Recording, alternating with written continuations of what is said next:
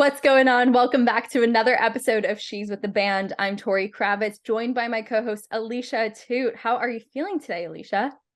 I'm in such a great mood, Tor. How are you? I'm so good. I mean, I know we normally start these episodes with a bit of small talk, but I just can't dodge the fact that we have a really incredible guest today. So can we just address the elephant in the room, please? Yeah, let's just go after this, all right? There's a band that we actually have spoken of many times just randomly in conversation, and that is Pixies. I feel like they are one of those groups that just connect with so many people, and they have over the years for sure.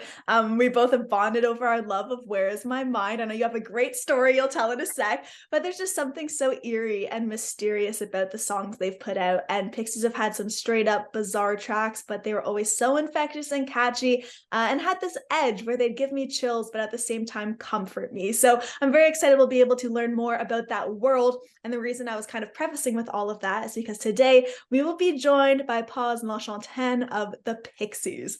Massive, man. I know.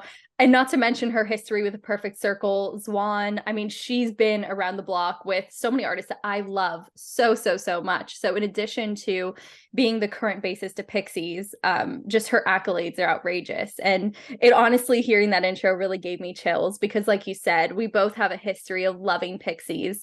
And even when we made our collective playlist of music we love, I know they were on there even before we knew we were doing this interview.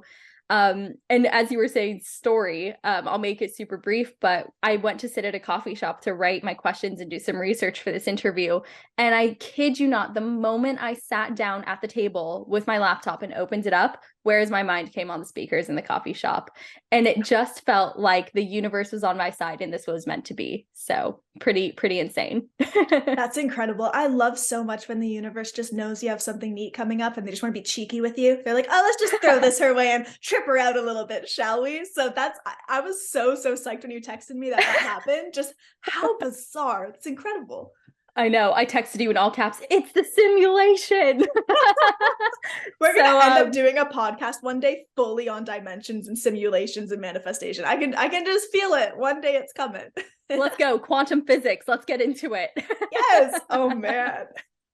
But yeah, today should be a really great conversation with Paz. And before we get into that, any new music, new movies? What are you loving at the moment?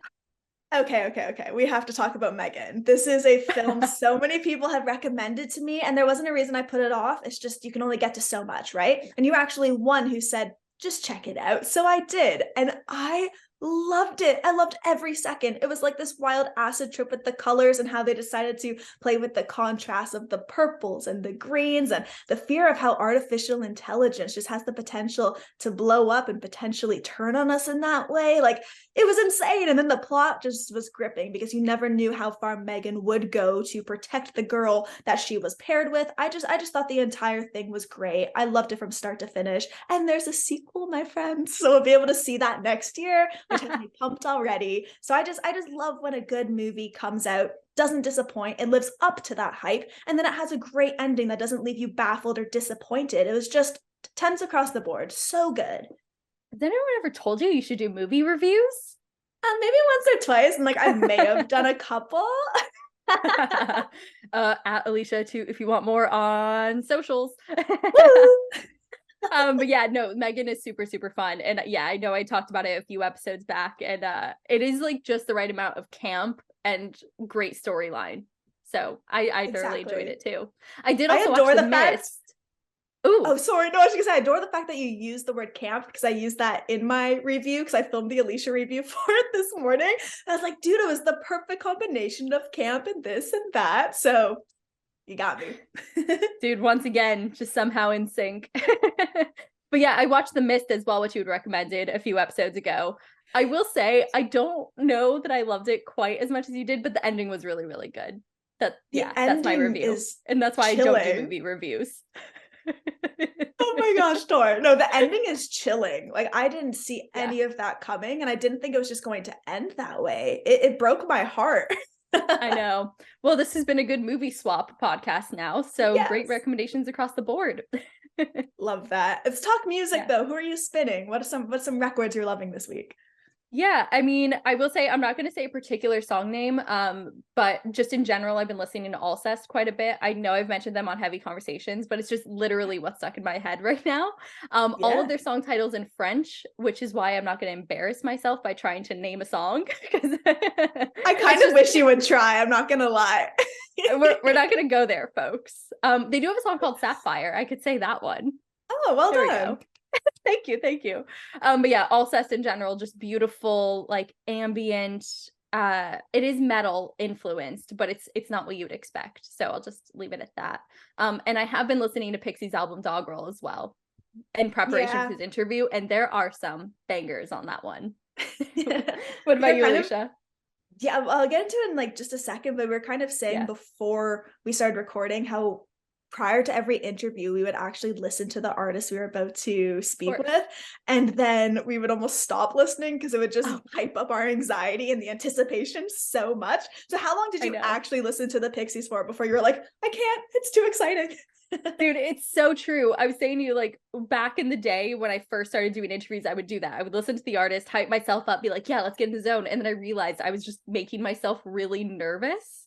So, yeah, I did listen to Pixies, but I stopped listening to them about 3 days ago to alleviate the nerves going into this interview. So I listened to it a little more last week than as of today. But as soon I as this love interview's that. done, I'm getting straight back into it.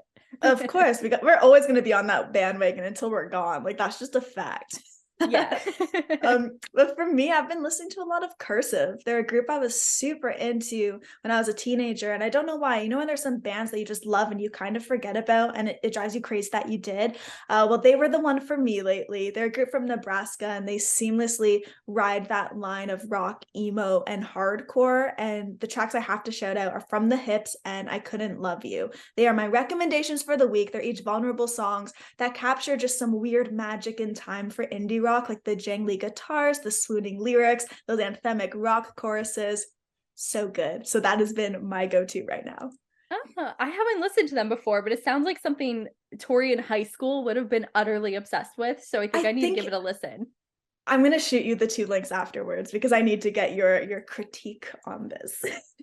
Can do, can do. Well, we have nothing to critique on Pixies because clearly we both absolutely love them. And while we're in this hype, I think we should go ahead and bring Paz on. What do you think? Let's just get it over with. I need this now. Let's go. Yes. Woo. All right.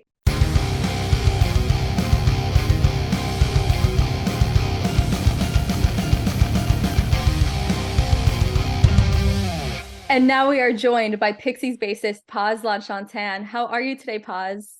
I'm doing okay. Trying to get all the pieces together for the tour that's coming up, which is, I think I leave on Friday.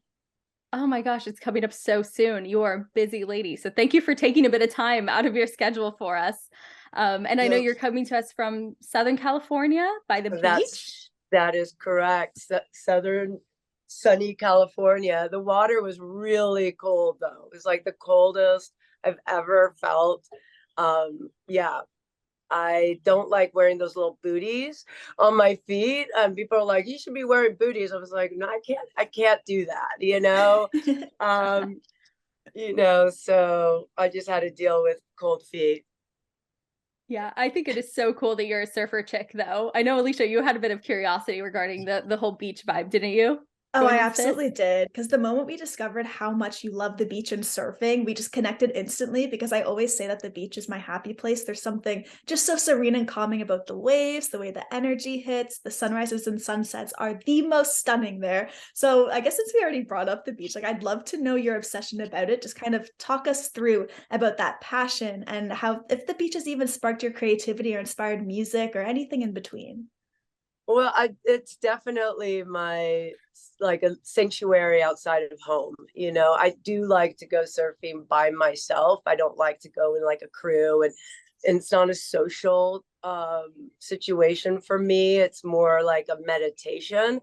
Like I don't I struggle with meditation because I'm like, okay, I'm not supposed to think about anything and put your mind at rest, which is really good for me to like try to put my mind to rest. But surfing, it's like instantly you're almost like a different animal because you're a water, you're like walking on water basically.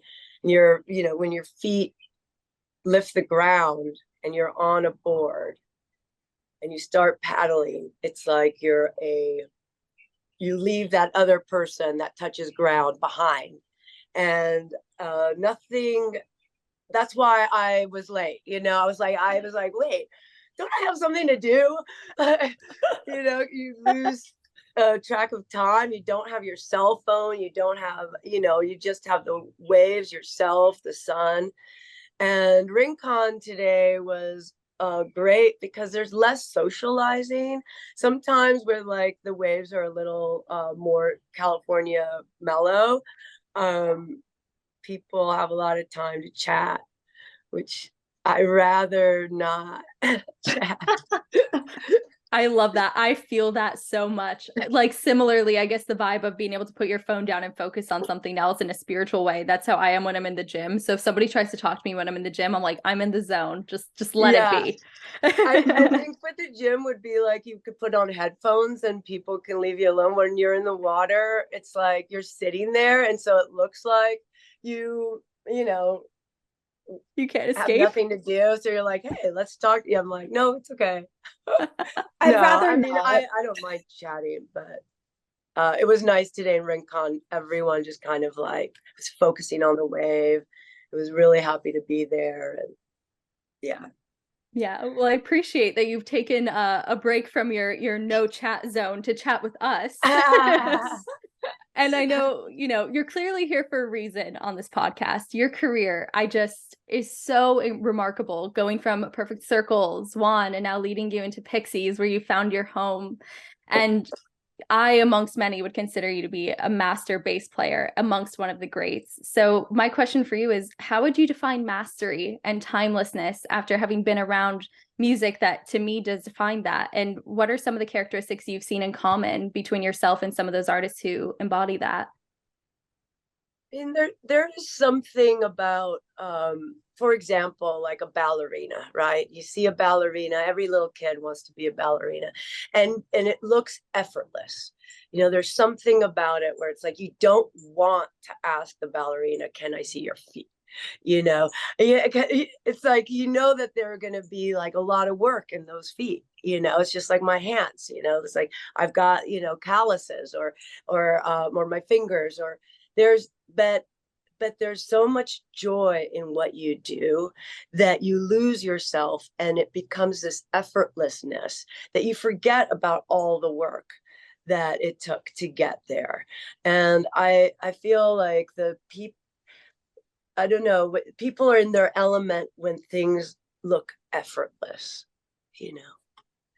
and when you reach that point, with Pixies, I had to like learn. I didn't have to. I think in the beginning they were like, learn these 26 songs and we'll rotate those songs. But actually I hurt my foot surfing and couldn't. And so I just sat in a room and learned every song. Wow. Every single song, or like B-sides, or like, and so when which was a lot to learn, in the sense that there's been also different versions of songs to learn. And anyway, so I'm on stage and I'm feeling like I'm struggling through it, because they're and the first week or two, and I just couldn't wait until I didn't have to think about anything, you know what I mean? And that I could just be in that place of like meditation, the same as like surfing, where once you get to that point, then it becomes really fun. Yeah. So I know obviously now you've had a hand in some of the newer Pixies albums and been able to be in the creative process. So do you feel that effortlessness in the songs that you've had a part in writing now, when you play them, that it's just like, this is mine now and I own it? I mean, all of it. I mean, even all of the newer, records and the older records, to me, it's all become like, I don't remember not knowing them. Like, wow. I can't imagine not knowing these songs as well as I know them. you know, like when I think about the struggle or not struggle, but like, you know, there was a lot of songs and we don't have a set list. So it's like Charles is just, you know, calling them off. And so you have to know exactly what the songs are. And so there are a little bit like, oh, I want to make sure I'm doing everything right, that you're not totally in it yet, you know. And then finally, like within a couple of months, it was like just an instinct, you know. It's just like I just couldn't remember not knowing them ever. Yeah. That's incredible. And I feel really connected to all the songs, as if, you know, even when I hear the record, sometimes I'm like, think that it's me, you know, the older records, because I'm just so connected to them. Yeah, that's mastery. Absolutely. Right. I mean, as we're talking about that masterfulness and the timeliness of it, or the timelessness of it, rather, it's kind of cool because it goes right into classical music when I think of those traits. And both of your parents are, of course, classically trained musicians, and you grew up primarily listening to classical music. But then you picked up an electric bass when you were 13 and started secretly playing it and all of the songs that you loved. So talk us through that shift of going from that one genre to discovering a whole new world of music. Well, I mean, I don't know what comes first, you know, the rebel, you know, if someone says you're not allowed to listen to anything but classical, are you then interested in it, or is it because it was interesting to me? I think it was that I was fascinated with, and I am still very, music is like a sphere. And it's not just, you know, one note, you know, it's not flat. It's like a sphere where it has all kinds of things to learn from. So the violin helped me with my bass, and the bass helps me with my violin. And I've become more melodic with my bass. And then, you know, the violin has this kind of rhythm that I can like really understand. And they have this harmony to me. It makes a lot of sense. And they're also like opposites, you know, where there's very high instrument and a very low instrumental, you know.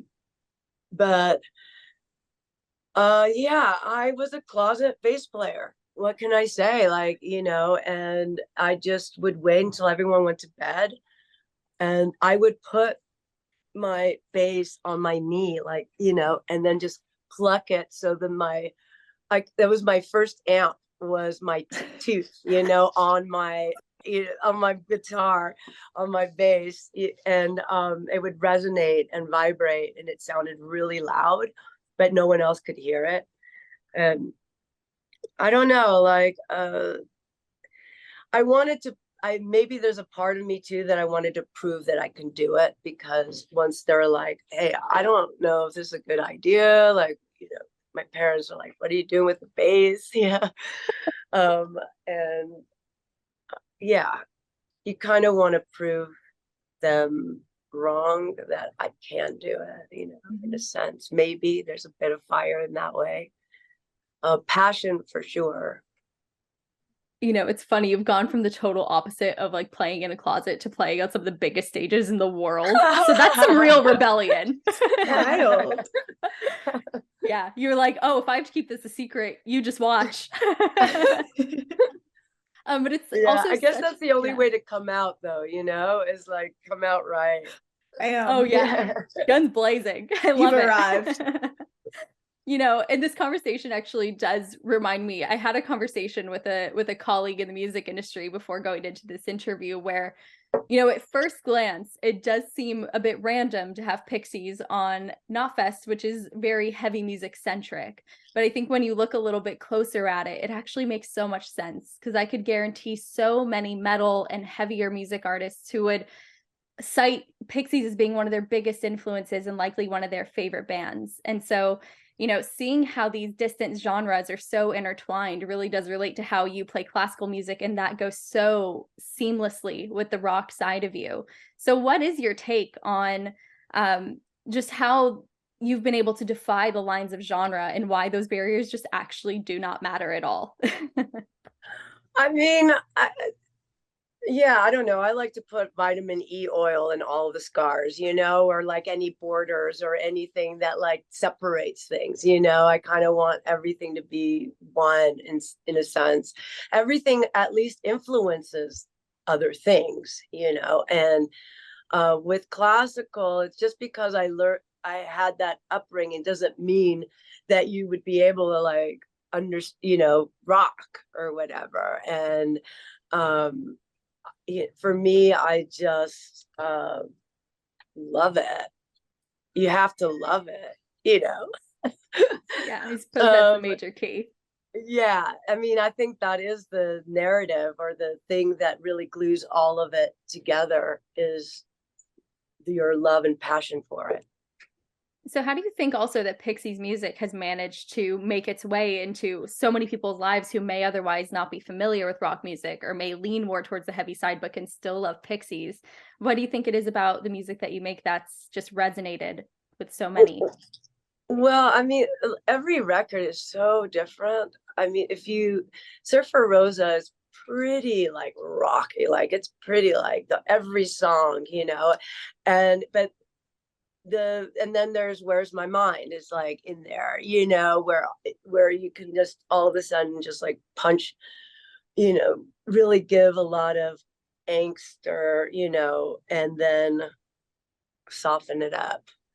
Yeah. And yeah, I love seeing the kids out there. They're like 15, 16, and they're just right in front, like blue mohawk, and they're just loving the Pixies, and they're creating their own nostalgia with it.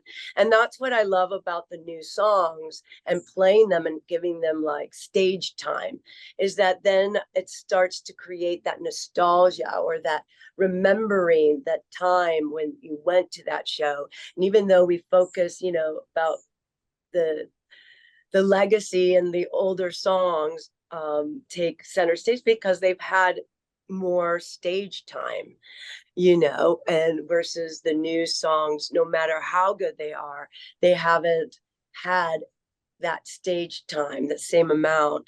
And it does matter because it creates that memory of people. It's like, remember when we went to that show, and it was like school was out or whatever it was, or you went on a road trip listening to the record, and that's when you start creating a nostalgia that takes place almost,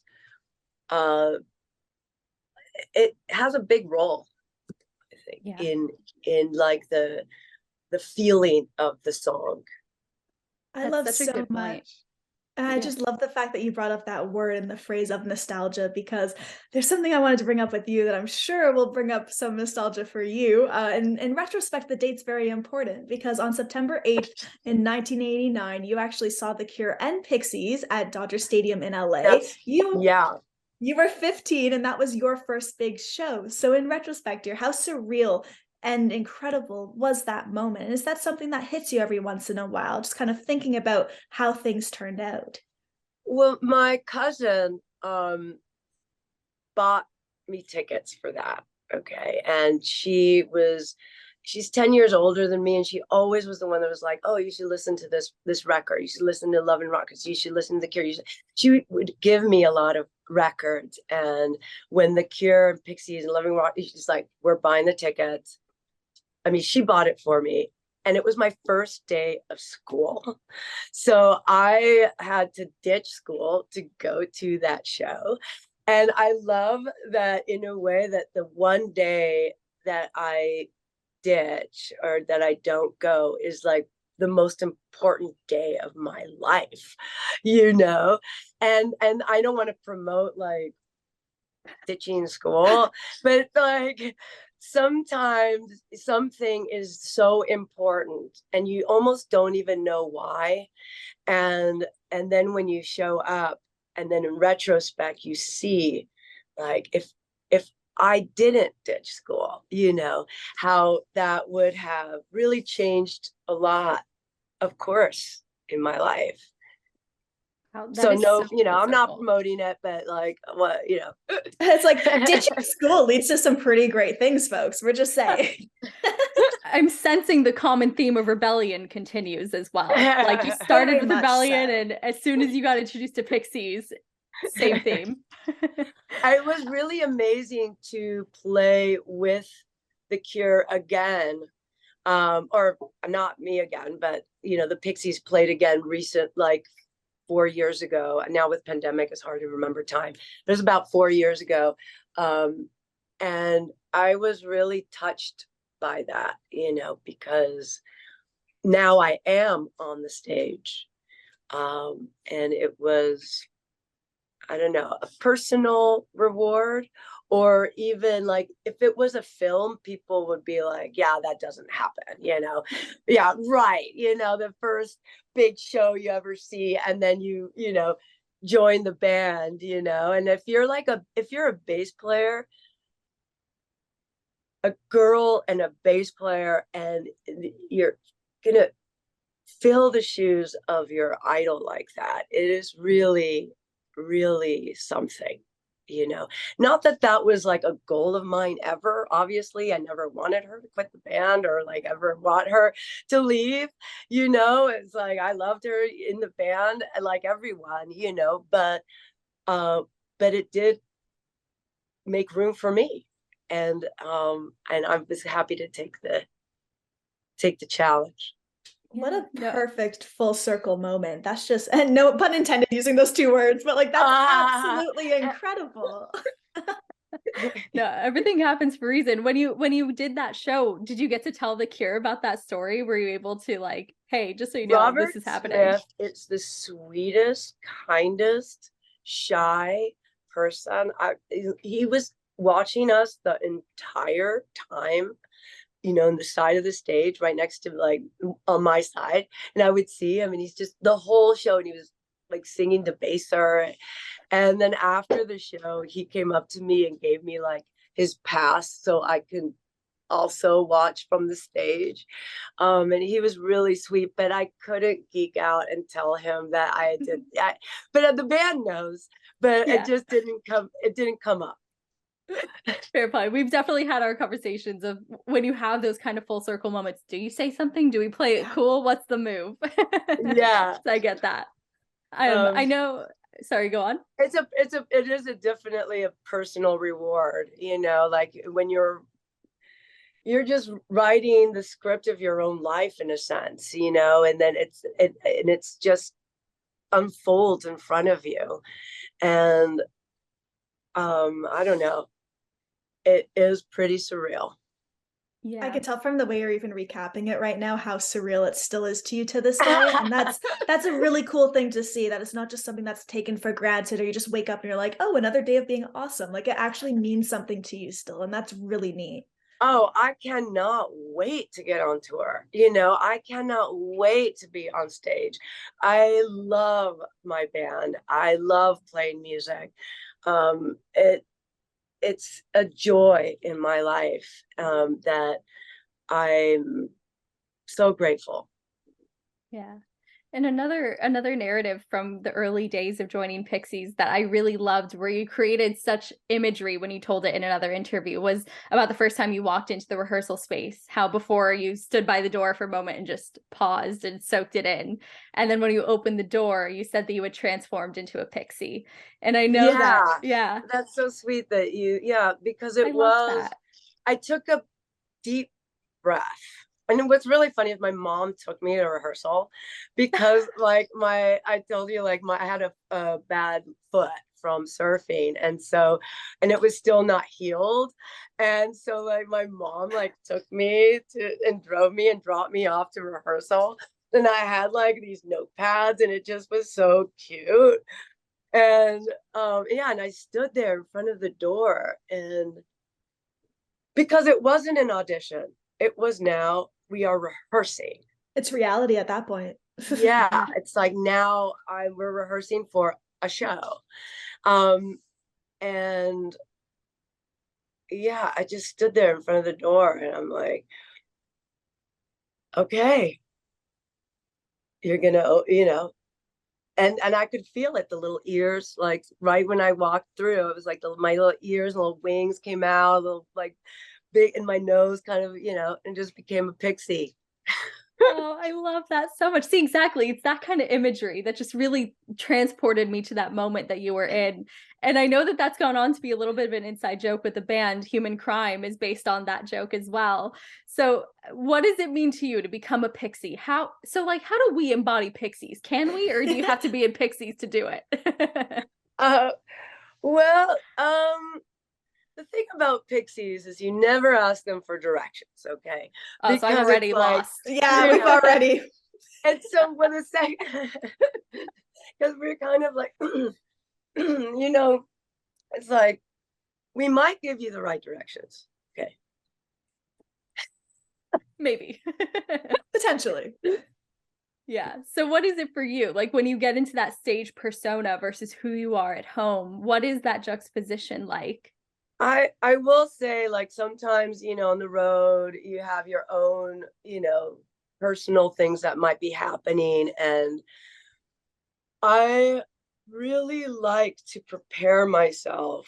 And I don't do meditation, but Charles and I do vocal exercises. But to me, I look at them like meditation, to just kind of sink in with him. And we do it at the same time in unison. And no matter what personal thing was happening before stage time, or the hour before stage time, which is what we do for our warm-ups, it starts to you just start to transform just with the vocal and the the unison, and you just start getting prepared mentally for something that even though it's fun and easy, that focus is really part of it.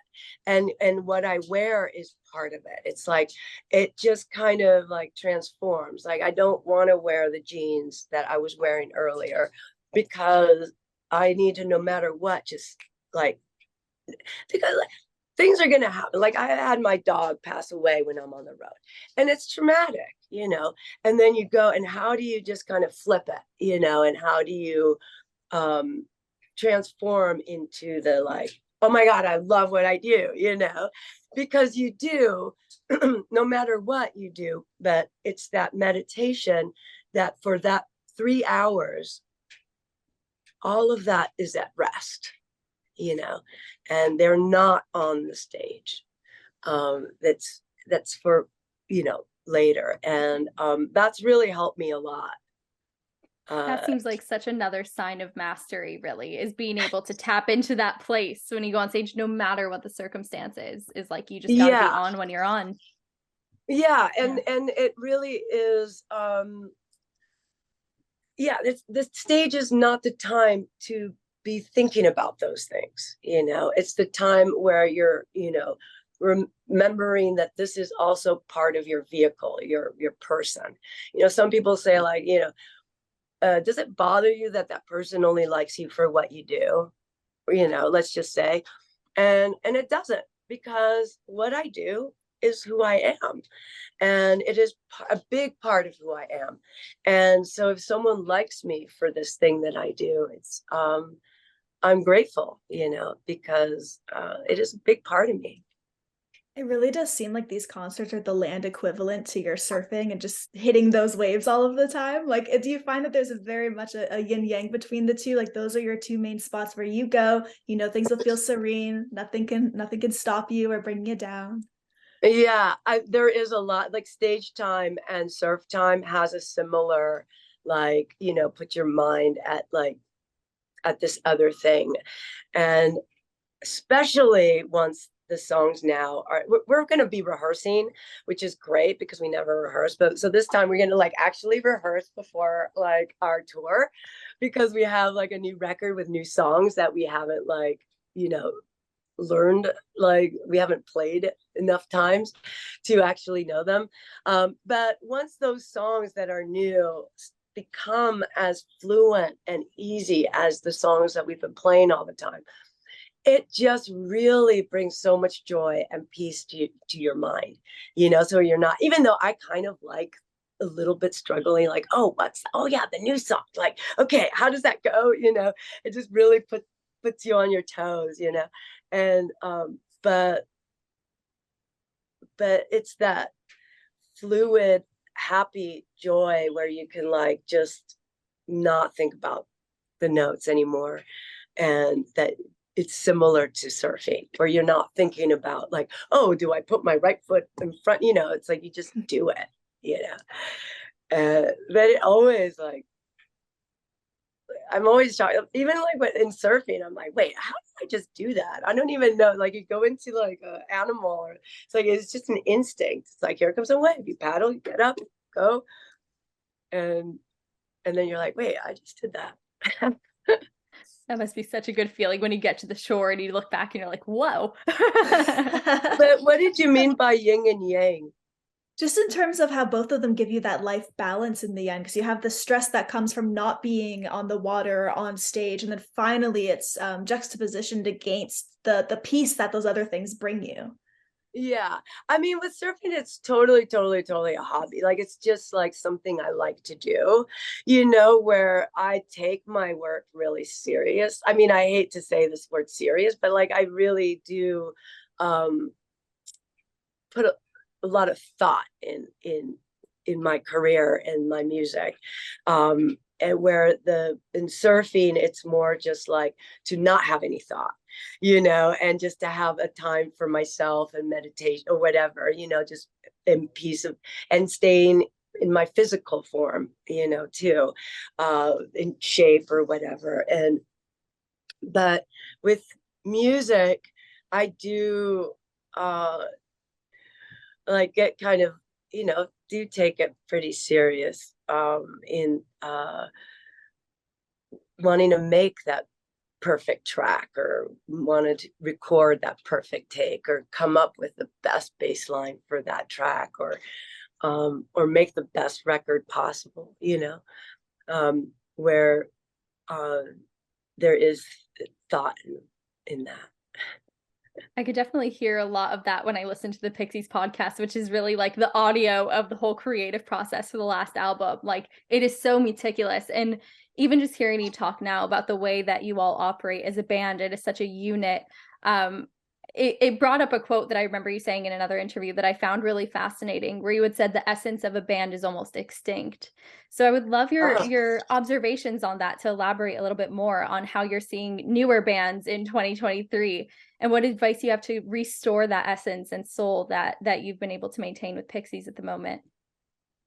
Well, I mean, just band in general. I mean, the way that's like, okay, 2 guitars, vocal, backup vocal, drums, like, a band, that's been basically established by the Beatles as like the first band, and Rolling Stones were this kind of band, and the camaraderie, the friendship, the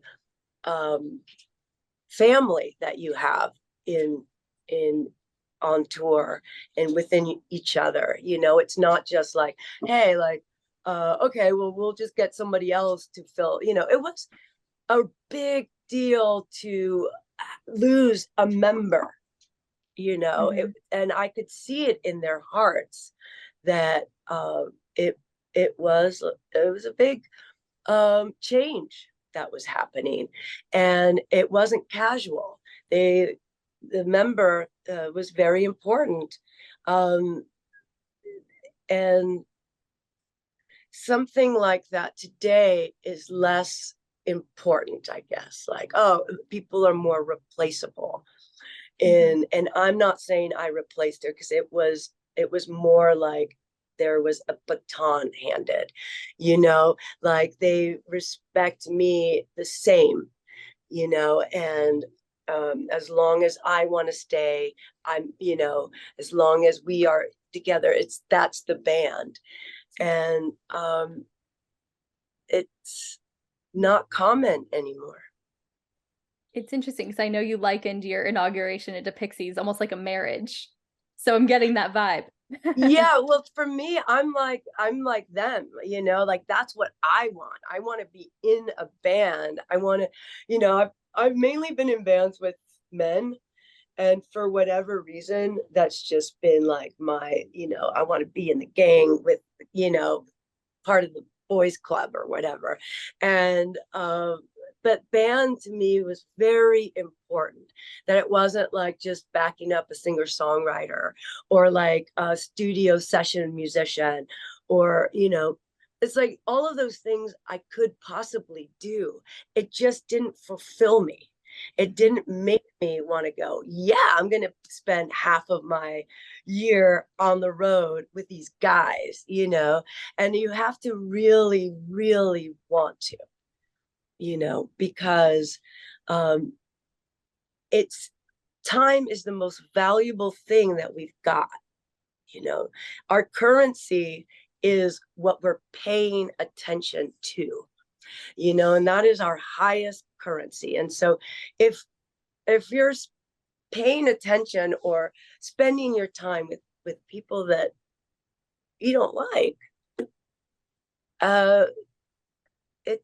it's a lot. It's very valuable, that time, so that mattered to me a lot. And after the first tour, I was so thrilled of how much I connected in that friendship, in eating, in movies and films, and in discussions, and in collaborating, all these things that you can't predict when you are like in the beginning, when you're just like, okay, yeah, I play the notes and I can do the thing, blah blah blah. But can we get along? But and then that is the glory, because you're like, that is now the thrill is to know that you're going to spend your highest currency with people you love. That's incredible, because of course we've seen so many different shifts throughout your career, from everything in classical, releasing solo music, session work with Hans Zimmer, to working on music videos for Tool, of course, The Perfect Circle. Like, there's so many incredible elements that you've gone through, and it feels like at this point you've just found that one that makes you happy from all different aspects, like that family camaraderie. That, and also just like it completes me.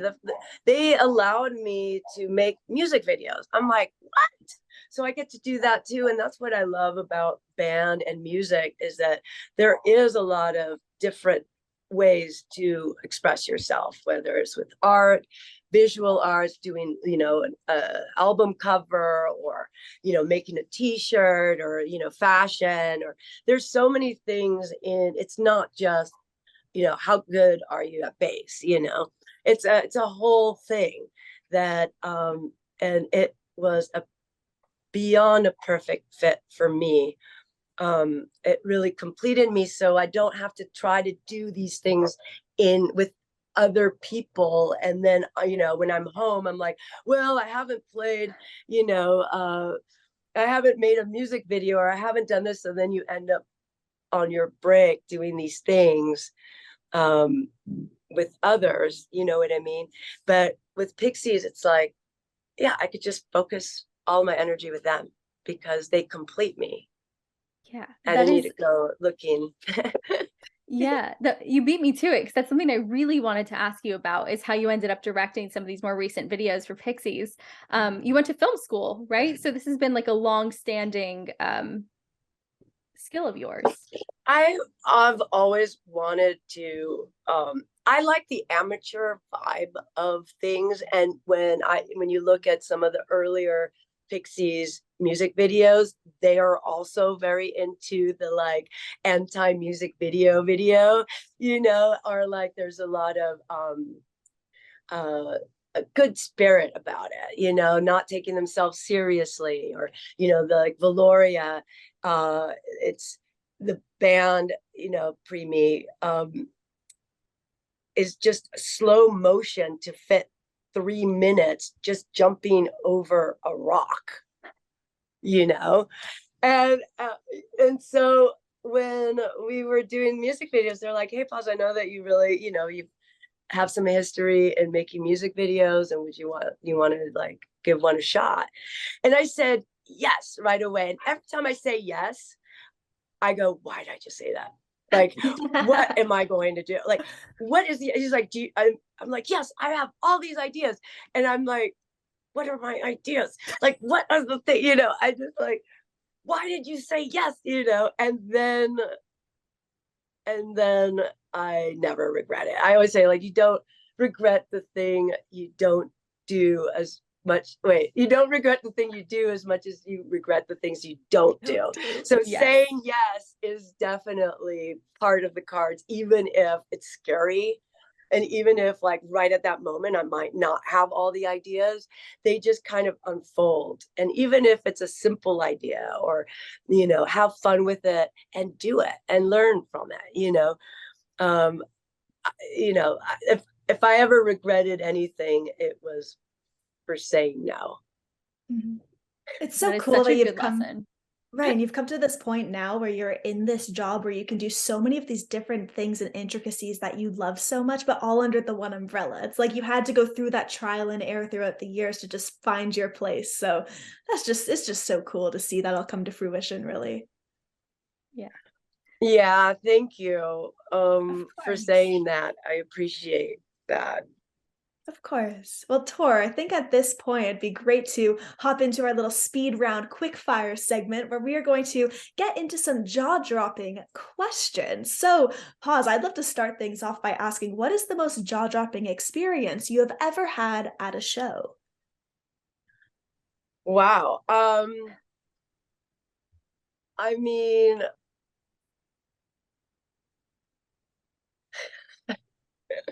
I feel like you're thinking of so many different gigs right now. You've played, you've attended.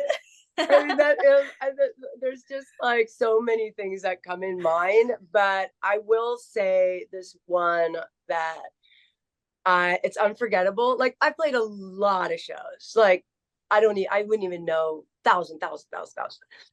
So when you remember a show, it's either usually it's because something strange happened, not because it was like the best show ever. Okay. Because like a perfect show you're not going to remember that.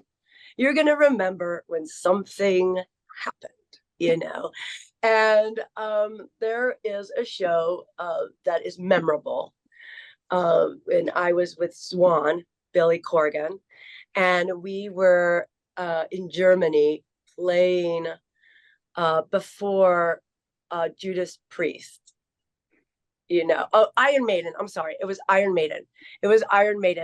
And the reason why we were doing this is because we did like an acoustic cover of 666, Number of the Beast. And so, but this was very much not a good matchup. And we were in Germany. There was about 30,000 people or plus. And during our entire set, they were screaming Maiden so loud that I couldn't even, everyone in unison were screaming Maiden. And then they were throwing like bottles on the stage. Yeah. And but they're not plastic bottles. They were glass bottles. And yeah. And so we had to kind of like cut it short and get out of there. And then I remember the last bottle, and it was like going towards Matt Sweeney. It was like, I could see it almost in slow motion where it was like, like 2001, the bone, just like going like, and they hit him right in the head on the last chord, no. So that was pretty memorable. It's funny to laugh about now. Dropped. Yeah, like very funny story now, but back then not so funny, right? You're probably like, what is happening? Jimmy Chamberlain, the drummer, because I would not look at the audience, and he was like, Paz, you better turn around because your head. I'm like, I'm not. I'd rather it just happen than trying to dodge. Like, how do you dodge bottles? Like, I'd rather just like, if it hits me, it hits me. It's like like I don't want to. Yeah. I'm just gonna keep moving around. Like, I feel like why do you move around so much on stage to dodge the bottles? Yeah. I feel like in that sense, it may have been appropriate to be like, I actually would have preferred tomatoes. That maybe would have been a little better. Yes, exactly.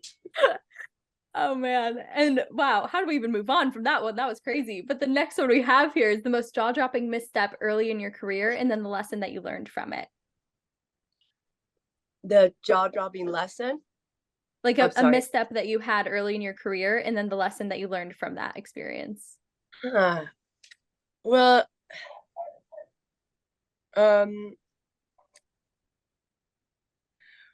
okay. I have done some like string arrangements, and for, you know, sometimes it matters like to make sure that you do the thing that you love, you know, and when your name is on something, it I've done things early on that I wasn't like proud of, and it was mainly as a favor for somebody and the other person and the other thing. And favors are great, but there's other ways you can help people than like putting your name, if it's your career, on something that you don't feel proud of, you know. And that I learned that it is important how you feel in the end, and that if you do want to help your friend, there are so many ways to do that, and that was an early in my career, you know, when I was trying to figure out like how to represent myself correctly, you know. That is a great one. Great lesson right there. Follow your gut for sure. Mm-hmm. Well, then next up, I know we were kind of talking about always being a part of the boys clubs. So we're going to shake it up a little bit. The most jaw-dropping female artist that you would love to work with one day. Artists like musician, or yes. just or if someone else comes to mind, you can bring that up too. Absolutely. I just wondered if you meant like artists, like just like a director, or a musician, or just normally when we ask, people go the music route, but I kind of love how your brain is just open to wherever. So any artist, no matter what. I love working with visual artists. I've been really attracted to scoring and collaborating with artists that don't necessarily have music as a tool, but are very musical in how they paint or work or direct, or how they do their writing or poetry. And so on that note, there is Ariana Papadimotropoulos, who I think is a beautiful artist who's very diverse. And she loves music in this way that you almost feel like she can play an instrument, but she doesn't. She paints, she makes, you know, music. She does a lot of, she is an incredible visual artist, but I would really love to do something with her one day. Yeah. I look up to her so much, and I have like a connection with her in her paintings that feel like music. So I wouldn't paint, but maybe like some sort of collaboration on like a installation, or I help her with music for something, or I don't know, but I really would love to collaborate with her. I already know Tori and I are going to go just straight to Google after this, just to look at all of these artworks. Yes. Yeah, she's awesome. And I love that interpretation too of how other sorts of art can also be musical. That's something I hadn't really thought too much about, but it is interesting how all of that can blend in that way. So I'm interested to see her paintings now. I will be really honest, like if the first 4 notes of a film does not strike a good chord with me, I'm not going to watch the rest of it. It's like, wow. I think that if the director doesn't have good taste in music, or has a finite like understanding of like music direction, then music is such a big part of like a person's taste, or a person's like creative mind, and anything that you do. And so if the music just is basically bad. And I'm not talking about like, I like, you know, amateur stuff. Like I'm talking about just bad, you know. There's no point in, there's rarely a film with bad music that is a great film. Should put it that way. I don't think I've ever started a movie and just listened to the first few notes and thought, I'm out. But now I'm going to go into to my next I'm film listening with that mentality, and I'm going to see if it works for me. Let's see if that really does judge a good film or not. I'm intrigued. Well, then that's a good thing. I mean, if you don't notice music scores, it's actually good, because a score is really supposed to bring out a scene, not distract you from the scene. So if you were like drawn in to watch the red, then so far you're like watching all the good movies. I think we'll know when the music is bad, because we're gonna notice it and be like, what on earth is that in this movie? Oh wait, what? And then we'll be thinking of you. Another thing that I love noticing in films, like an action film, is that if someone walks into a film wearing all white or a white shirt, blood. Every time that guy is going to die. He's gonna get shot. Thank you. It drives me crazy. And I come from not only the world of music, but also wrestling. And anytime a dude walks through that curtain in a white suit, we know that someone's about to throw down, and that suit's not going to be white by the end of the night. Okay. Yeah. Yeah. I mean, it would be a really bold move. Like, no one dies wearing black. I mean, no one gets shot wearing black in movies, you know. I love it. I would like to see a film where a guy gets shot or a girl gets shot, you know, and she's wearing black. Oh man, this is making me want to do like a parody film with all of these ideas you've given me on things that make films bad, and then just implement and then them. Just make that film.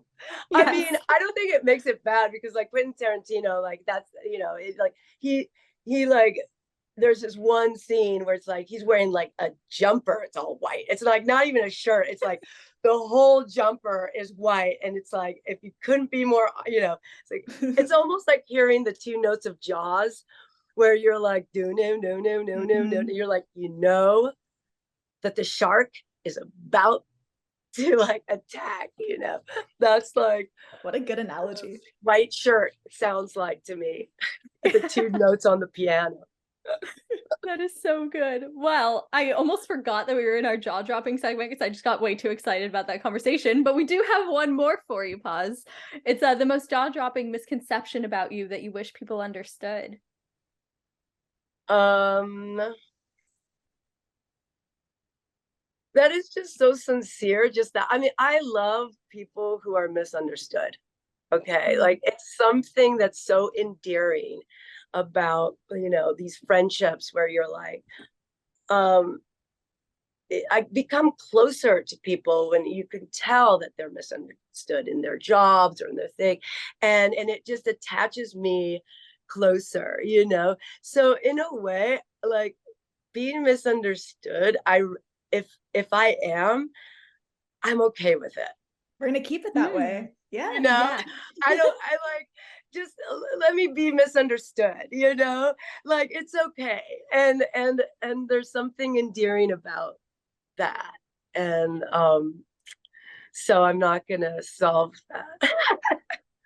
I actually love that answer. Very different from the norm. And I've always been similar, where I always am attracted to the underdog. And so I love that about you. Yeah, I want to stay the underdog. Although you're not the underdog at all. You're like incredible and in an amazing band and crushing it. So I don't know what I'm talking about. No, but I mean, I take it as a compliment, you know, because I, like you, love the underdog. And you know, it's where you're not boxed in a, you know, in like, oh, she's the thing that does this thing, and then you do this thing, you know. It's like you're not just a Wikipedia, you know, you are still discovering things, you know. And like the music I compose when I'm home is totally different than the Pixies. It's very for like more for films, and the lyrics are in the melody, in a sense, like you can feel. Do you ever listen to a foreign, like you don't understand what they're saying, but somehow you can feel it all the time? It's so bizarre, and then you're like, I kind of don't want to know what they're saying because it can ruin the mystique and the mystery of it all. We've been there so many times. Yes. Yeah. Yes. And then like there is a couple of times where I did read and I'm like, so it's not about the guy that lost his girl. I don't know, but yeah. I love that. I love that we can hear something in the music and create a story in our minds, a narrative in our minds. And you could do that without words, and that's what's so beautiful about music. So much is said when nothing is said at all, right? Oplati, oplata. Life goes on. I love it. It has been absolutely a treat being able to have you on this show to learn more about everything that's going on. And I just want to say, like, Tori and I going into this interview, we were so excited because we have loved Pixies for so long. And it's not even like you have just become a part of this band, like you are the band, you're in this band. And it's been really neat just seeing that journey happen. So thank you for coming on today. Thank you guys, sharing more with us. It's so nice to hang out with gals and talk about music, So thanks for, hanging out. Anytime, seriously. And that's what this whole podcast is about. So to have you on is really an honor for sure. A little more in the mind of a Pixie. Yes. You've sprinkled the dust all over the place and we will never be shaking it off.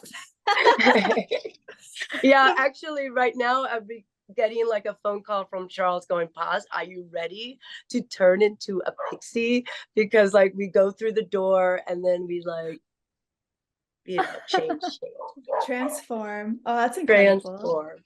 Well, to everybody who is watching, a massive thank you to Paz once again for joining us today. Do not forget to check out Pixies on the upcoming tour, forthcoming record that'll be coming out, and follow us on socials at Tori and Alicia to enjoy new episodes coming your way every single Wednesday on notfest.com. On behalf of my co-host Tori Kravitz, I've been Alicia Atout, and we will see you next week right here on She's with the Band. Bye. Bye.